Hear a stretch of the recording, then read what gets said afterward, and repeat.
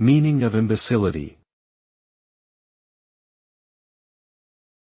Imbecility. Imbecility. Imbecility. Imbecility. The term imbecility refers to a state of profound intellectual disability or mental retardation.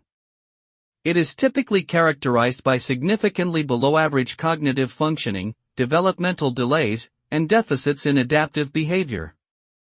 People with imbecility often have difficulty performing everyday tasks, communicating effectively, and learning new information. They may require lifelong support and care, including assistance with basic needs such as eating and dressing. The term imbecility has largely fallen out of use in modern times and is considered outdated and offensive by some individuals and organizations advocating for disability rights and inclusive language.